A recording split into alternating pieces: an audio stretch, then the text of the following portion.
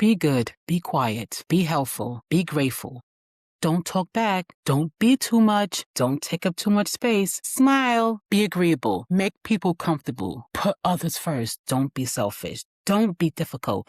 Don't be loud. Don't be angry. Just be good. Sounds familiar? Because if you grew up hearing any version of those words, whether they were spoken out loud or just silently enforced in your homes, your schools, your churches, your community, I need to tell you something that you need to understand.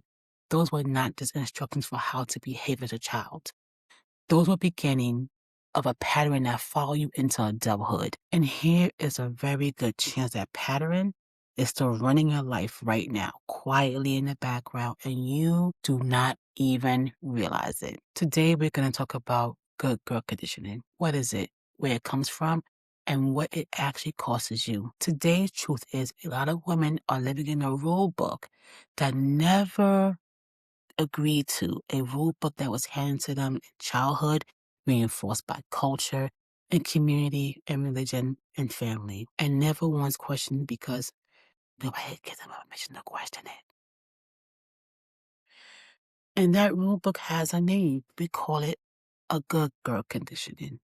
And by the end of this video, I want you to be able to see exactly where it lives in your life and what it has been causing you without permission. Let me start by defining what we are actually talking about. So good girl conditioning is the process by which girls and women are socialized to prioritize the comfort, approval, and needs of others above their own, and to believe that doing so is not only expected, but is a measure of their worth as a person. It is a set of unspoken and sometimes spoken rules that girls, to be agreeable, accommodating, self-sufficient, self-sacrificing, and emotionally managed at all times. Of course, you gotta be likable and pleasant, never rock the boat, to never be told too much or too little, to earn love and belonging through compliance rather than through simple being who you are. And here's what makes it so difficult to see it, even harder to dismantle. It does not feel like conditioning when you are inside of it. It feels like being a good person. It feels like having values. It feels like just the way things are supposed to be, because it was taught so early and reinforced so consistently and rewarded so reliably that it became indistinguishable for your own identity. You did not think you were following rules. No, you did think, no, you did not think you was following rules. Absolutely. I'm gonna kill myself like that. You thought you were just being you. But I want you to sit with this for a moment. If this version of you that the world sees, the agreeable one, the accommodating one, the one who never causes problems and always make things smooth, if that version was built primarily in response to what other people need from you and rather than what's like is true about you, then what are you actually talking about? And this is about my self-worth, the self-worth wound. A deep-seated belief that your authentic self, the one with opinions and needs and limits and feelings, is somehow too much or not enough or not safe to be. And so you learn to lead with performed versions instead. The good girl, the one everybody approves of, the one who never gets rejected because she never fully shows up. I want you to think about a little girl, for instance. She is maybe 7 or 8 years old. She's curious and loud and full of opinions. She takes up space naturally, the way children do. And then one day, or maybe it is 100 small days, she gets a message. Maybe it looks like from her mother when she speaks too boldly. Maybe it's being told she's being too difficult when she expresses a need. Or maybe it is like watching the women around her shrink and swallow themselves and learning that this is not what love looks like, what womanhood looks like, what's safe. And she starts to adjust to that. She gets quieter, she gets manageable. She starts to learn to read the room before she speaks. She learns that her welcome in a space is conditional on her behavior. And she adapts because children are brilliant and adaptive, and they will do whatever they need to do to stop or stay connected to the people around them, the ones they depend on. Now, let's fast forward 20, 30 years. That little girl is you, and she is still doing the same thing, still reading the room before she speaks, still swallowing her real feelings to keep the space and the peace, still saying yes when she means no because somewhere in her nervous system, the old equation is still running. If I'm too small, I will lose the connection. If I have needs, I will be a burden. If I disagree, I will be rejected. And so she performs every single day in her relationship, in her workplace, in her family, friendships, and she calls it being a good person because nobody ever told her there was a difference between being genuinely kind and performing compliance out of fear of losing love. Here is what people do not realize about good girl conditioning. It does not just shape how you behave, it shapes how you see yourself.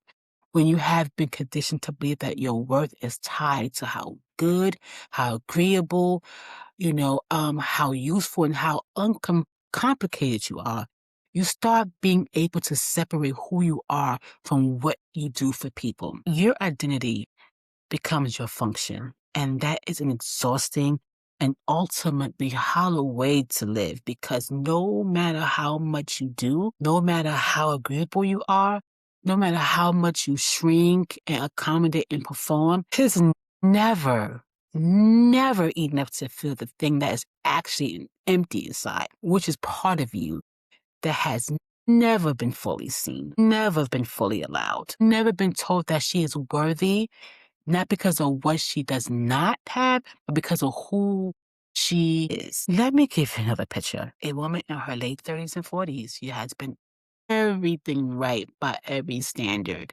she was given. She's successful. She's dependable. She is liked by everyone. She is the person in every room who makes sure everyone is comfortable. And on the outside, her looks are full. Her life is full. But there is something underneath all of that you cannot quite name. It kind of like quiet resentment that she does not feel entitled to, restlessness she cannot explain, and tiredness that sleep does not fix. And if you ask her what she actually wants, not what she's supposed to want, she will pause for a long time before answering because nobody has asked her that in years, including herself. That woman is not ungrateful. She's not selfish. She's not even broken. She's conditioned. And she has been so thoroughly taught to manage everyone else's experiences that she has lost the thread back to her own. That sounds quite familiar to anybody? I have sat with these women like this more times than I can count. And I can tell you from both clinical experiences and lived experiences is that the work of undoing good conditioning is not about becoming selfish and difficult or unkind. It is not about throwing out values or deciding that other people do not matter. It is about something far more fundamental than that. It's about learning, often from the very first time, that that your needs matter as much as anyone else's, that your voice deserves to take up that space, that disagreeing if someone does not make you a bad person. That's having limits sometimes. And that's not making you unloving. That you do not have to earn your space in every room you walk in. This is at the very core of my self-work. Because until a woman truly believes, not just intellectually understand, but actually feels in her body that she is worthy of being fully herself, she will keep performing, she will keep shrinking, she will keep saying yes when she means no, and swallowing her feelings and making herself smaller to fit in spaces that were never designed to hold all of us or who she is. That conditioning runs deep, and undoing it requires more than just knowing better. It requires consistent compassion, intentional practice of choosing yourself over and over again, even when it's uncomfortable, even when it disappoints someone. even when the old voice in your head tells you that you are being selfish or difficult or too much. So what does that actually look like in practice? Because I am not going to name a pattern this heavy without giving you something to go with it. It starts with noticing. The next time you're about to say yes to something, pause and ask yourself honestly whether you actually want to do this or whether you are saying yes to manage someone else's feelings. You do not have to change the answer right away. Just notice what is underneath it. Awareness is always the first act of reclamation. It continues with practicing small truth. You do not have to start by having this big confrontation or big party. Hey, I'm changing. I'm not going to be a good girl condition anymore. Or setting that massive boundary of completely reinventing how you show up in every relationship. Start small with honest, small moments.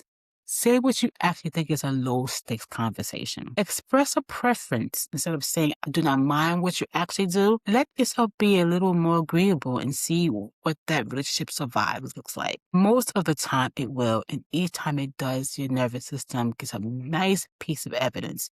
Remember, a lot of the time when we are dealing with things, our nervous system gives us this inkling before we even open our mouth. Is it safe to be real here? And if it requires grieving the identity that keeps you safe. Because when you start to let go of that good girl, you will likely feel disoriented because you've been used to it. It's like a blanket. You may feel guilty. You may feel like you're losing something. And in a way, you are.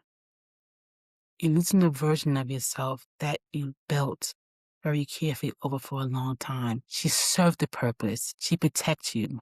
And now she is no longer the whole story.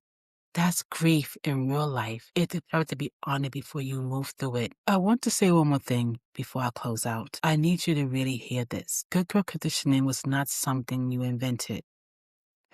And generations of women who were taught that their worth was conditioned, that their voices were dangerous, and that their need was inconvenient. And many of these women never got the chance to question it, never had anyone to sit across from them or show up on their screens and say, wait, let me ask this. Let us name what this actually is. You have that chance right now. And every time you choose to show up more fully as yourself, Queen, every time you say what you mean, Empress, honor a limit. Take up that spot you deserve. You are not just healing yourself. You are interrupting a pattern that has been traveling through your bloodline for generations. And you no longer want that. That is not small work. That is everything.